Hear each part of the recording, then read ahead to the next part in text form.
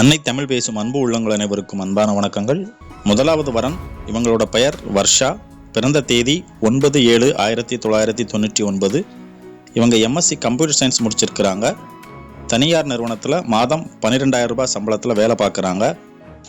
இவங்களோட தந்தை பெயர் சந்திரசேகரன், தாயார் சுமதி. இவங்க கூட பிறந்தவங்க ஒரே ஒரு சகோதரன், அவருக்கு இன்னும் திருமணமாகவில்லை. மேஷ ராசி, கார்த்திகை நட்சத்திரம், கடக லக்கணம், இந்து நாடார் வகுப்பினை சேர்ந்தவர். இவங்க மதுரை வில்லாபுரத்தில் வசிக்கிறாங்க. இவங்க படித்து நல்ல வேலையில் உள்ள மணமகனை எதிர்பார்க்கிறாங்க.